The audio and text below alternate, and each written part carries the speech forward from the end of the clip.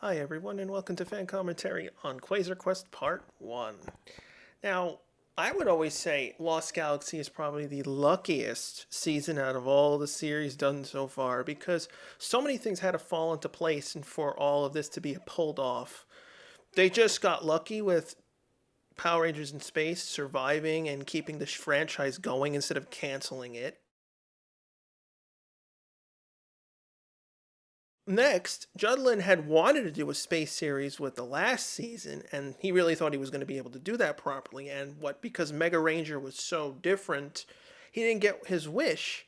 So this time, more luck fell onto him, where the budget that was intended for the second season of Terra Nog, which I really don't remember exactly why the second season was canceled at the last minute because they allocated the budget for the season, meaning they had scripts and episodes planned, and then at the last minute they pulled it and transferred it over to Lost Galaxy, which gave them a budget for two series basically in one, and put more money into key things that made Lost Galaxy Lost Galaxy. Another thing is that they were lucky with how Gingaman's material worked surprisingly well with how they changed the story. I would say Gingaman and Lost Galaxy are complete opposite ends of each other. They have no connection except for the superficial material that is always kept in PR. They're different shows. And they even went as far as changing the Stingwingers from the Swabbies in the beginning half of the season.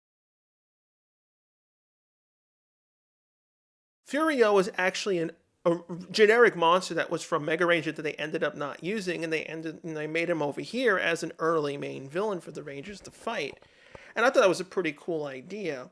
Another thing that I really enjoyed with Lost Galaxy is they focused much on the Quasar sabers. Now, the sabers in Gingaman, they were special, but they were not as special as this, meaning, they had to pick people and they were locked to Miranoi, while in Gingaman, they were always destined to the main characters. So they were special, but not as special as this.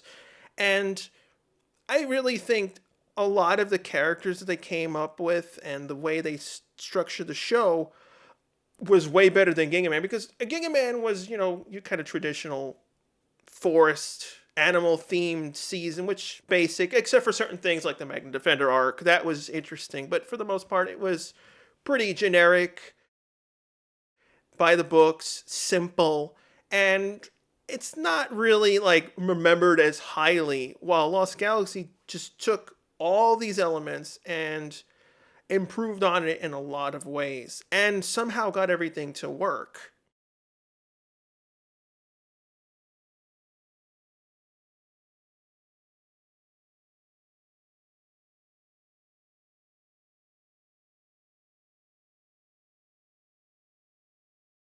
The boosted budget from the season was able to make the new Terra Venture model, which, in PR's case, they really didn't have access to the ability to make good models. The megaship from In Space was taken from the actual studio model from Mega Ranger, so they didn't have to build that. But you could see that they didn't really film it well. It was not their main forte because they didn't have the budget to do that. Now, Lost Galaxy still doesn't have an amazing budget to do heavy visual effects to make them look realistic, but because they had the extra money, they were able to spend it on building the new model and doing fairly complicated shots for what they can do. And of course, what we see here, which I think is the most drastic change in all the sets of PR has ever done. We've gotten corridors, a new command bridge. A lot of these elements were taken from In Space, and they were expanded on, and they were still used for many years later. Up to, in Lightspeed, Time Force, they kept using the Terra Venture sets for many, many years until Wild Force, basically, where they didn't need to use this futuristic theme anymore. But it shows for what they did. Now, the core elements from Gingaman that they did keep that were smart was the Leo Mike brother dynamic, which was in Gingaman. And other than that, nothing else was kept of the main characters. Everyone else was pretty much original. Now, the thing that a lot of fans do enjoy from Lost Galaxy is that this whole TerraVenture is going away from the planet, and people are trying to go on board. They were, handpicked for these people. And, the show doesn't directly state it, but it makes perfect sense. After so many years, and especially after what happened at Countdown to Destruction, people would be willing to want to leave the planet and get away from this insanity. As well as, thanks to them having the space base from in space, and the Rangers have been, revealed, and all the alien stuff has been around for probably a year or two, they've probably advanced their technology in order to become space worthy, and they just repurpose various things that were used to not be able to go into long deep space, like the space shuttle becoming taxi buses now. And it makes perfect sense. And they didn't, they don't have to delve within it, and you can imply it. And I think that was a really interesting idea. I wish they had expanded on it. But for what they did, because they didn't want to be on Earth anymore, which did pose them a lot of problems because, we're in a space station, but Gingaman's footage is still on Earth. Well, how do you deal with this? So they came up with this ingenious idea of TerraVenture having domes and biomes of different locations that simulate Earth, which helped out.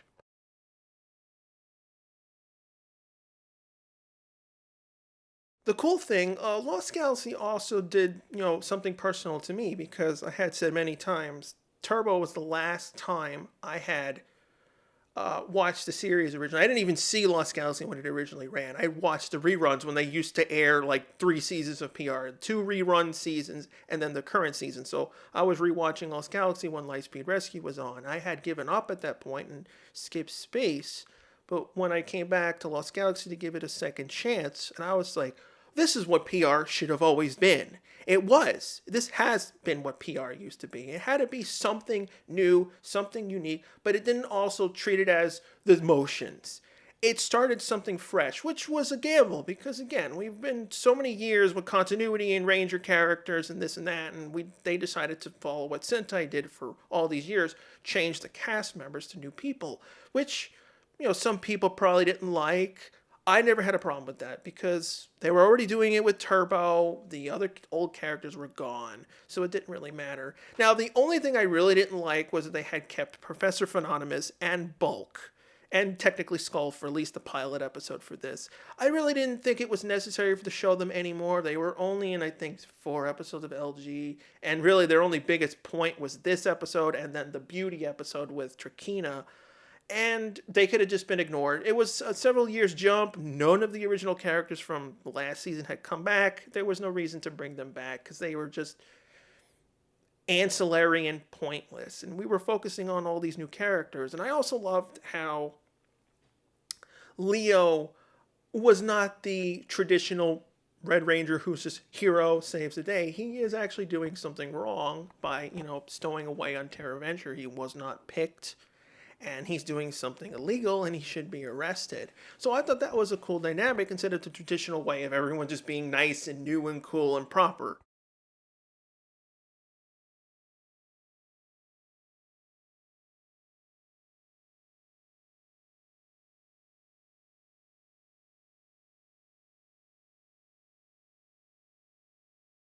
What I also loved about the pilot of Lost Galaxy, it had a lot to introduce, but it didn't stuff everything into one episode. It split it up into 2, and I think really well. And they don't even introduce Damon in the first episode. There was so much stuff they had to deal with, having Mike, Maya, Kendricks, Kai. Kai doesn't even really get that much info on him. It's mostly Leo, Kendricks, Commander Stanton especially, because, we had to get introduced to the new leader of the colony and what he stands for, which I thought was a very good thing. He's an ancillary character, but he was important to the series overall, so I'm glad they didn't just keep him as this, one-note character. They did use him over time. I always like how PR always, like, how can we make it look interesting and unique? Just, put stickers of TerraVenture, and that's what makes it futuristic and or part of the PR universe. And they don't have to do anything, anything fanciful for an airport. I think out of every weapon that the Rangers have used as their main sidearm or just main weapons, I always think the Quasar Sabers are the best ones. Which is funny because they're the most simplistic. They only have the ability to do that finisher attack. And other than that, they collapse. They're really not fancy in the sense of being able to do things, but I think from a design perspective, they were very, very unique, and they haven't been done since. This music choice was very random. Kind of understand what they were going for, but it just felt like we go from this, classical music for I don't know. It's just weird. It's still supposed to be a wonder and amazement. You'd think, the normal music composer could have come up with something interesting.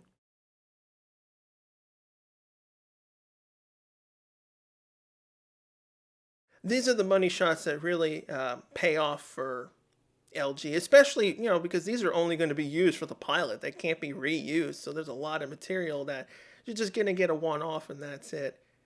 For some reason, I always thought the way the this little actress actually does their faces, I thought it was really good. She doesn't say anything. It's just like she's just reacting and like who's this guy? Where'd he come from?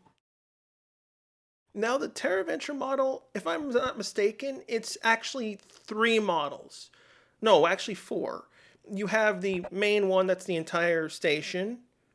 Then you have a close up of the top domes. Then you have the bottom, which is the engines. And then, of course, you have a separate model for the hangar doors, which are used later mostly with the mega ship. Now, for moviegoers, this location has probably been done in a lot of places. It's the Kaneda Hall Convention Center in Los Angeles. Unfortunately, if you pay attention closely, they don't change anything, any of the signs that are in the place. So you can clearly see it's the convention hall. I think also Star Trek Voyager's pilot has used this place as well.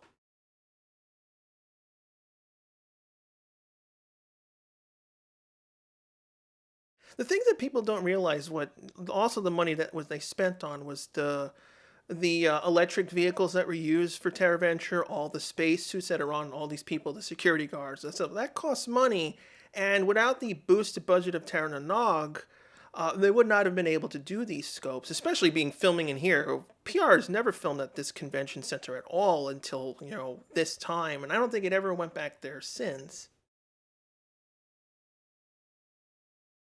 Of course, we get our first introduction between the Leo and Kendrick's dynamic, which unfortunately gets dropped because of all the issues with Valley that happened later on in the season, which I had wished they had continued because it would have been maybe interesting. They could have done something with that.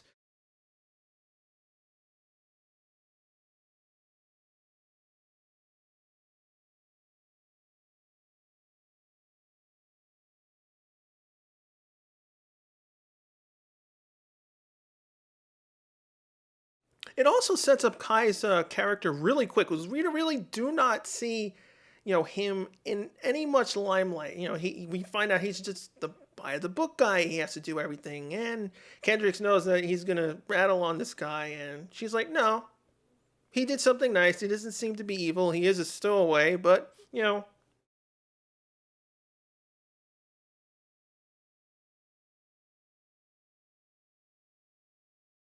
Now, of course, PR is not going to be able to spend a whole bunch of money, so fans have, immediately realized that these space armored suits were actually from Starship Trooper. They are the actual suits. You can see that they're pretty worn out, and this is, LG's way of saving money. It's just like we only have this one scene that's taking place on the moon, which, I think it's the least moon looking because, there's pretty much daylight, and they had to kind of go through that real quick. And for the most part, they did it okay, and this is where they established LG has air in space, and it's been a constant problem with fans arguing, oh, well, if they have air in space, then a lot of things like, for example, in SPD, when Jack was presumed dead when he tried to do that suicide mission with the asteroid, he could have just bailed out and it would have been okay. So it does bring a lot of problems to the universe when you have to assume space has air and gravity for the most part because they work pretty much the same. Of course, this gives you the alien vibe PR, which is new, and I do like this because it's another subtle implication that even though they're going to a new world, they have to take precautions. At the same time, they're also saying that this is the last time we're going to be at Earth because That's a double-edged sword because they don't know where they're going. They set up this, Terra Venture, and they're going to explore to find a new world. We don't know how far they're going to go. There's no real, destination. They're going to just look for the perfect new world, and anything can happen to them. And we know, Astronema had attacked the planet and almost killed everyone. So this problem can be, outside in space too.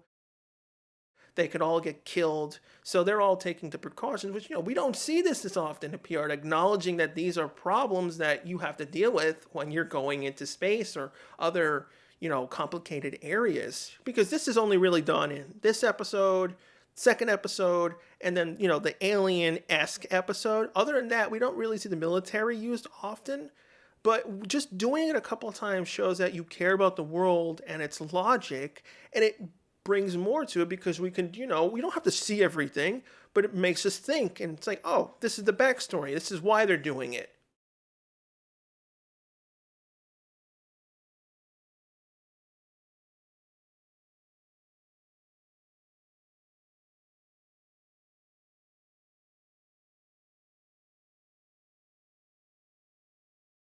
And a lot of this footage is just reused over and over again in the title sequence, which I think was well worth it.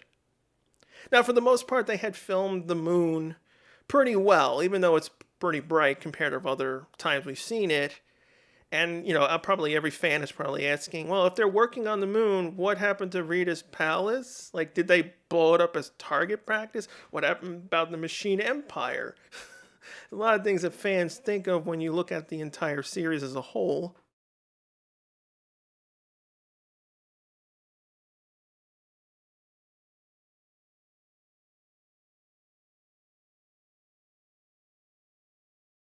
Now, I really like this, that Leo and Mike were really not close to each other, and it was the evolution of the season which got them to be closer. They must have had just personal issues, maybe because of.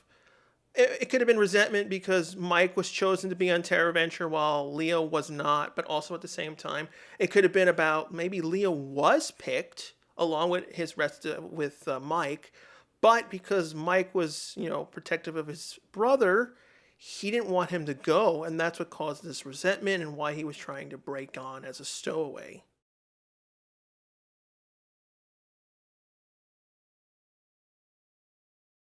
Now, Maya's background, this is all original. Everyone was from Earth and Gingaman, so they had really nothing to work with except for the whole being able to talk to the Galactabees. That's really her main and only key trait.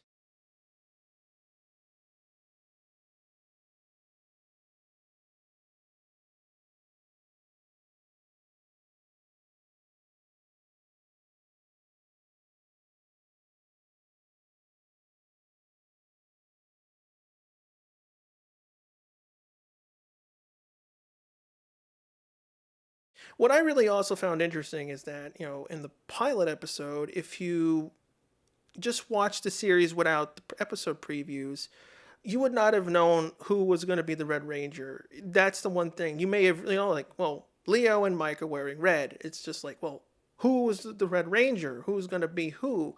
We didn't know really anything at that point if you had never seen Gingaman. Right? So it gave you, a little bit more of a mystery on what they were going to do. The only thing I really didn't like was normally the previews don't spoil too much, but episode two's preview for LG, it just spoiled Mike's death, and he gave up the Quasar saber, so Leo was the one who was going to become the Red Ranger.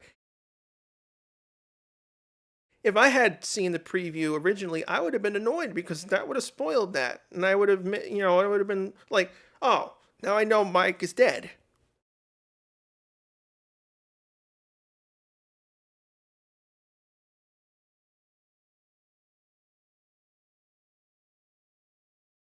And so we get off with the first part and going on with the second one, which features mainly Damon in the second part and bringing back one key element to the series than the Megaship, which I thought was a really cool idea that they brought it back because the Megaship really didn't get to do much in space besides being a Megazord. As a ship, it wasn't really used much. Those things I had wished they had kept. Well, I had wished they had faded Bulk, Skull, and Professor Phononimus from the series because they just really were not necessary. We had so much new information, new characters, new story, new background, new suits, new morphers, new whatever, and we didn't need Bulk and Skull anymore. They were being phased out anyway in space. They didn't do hardly anything.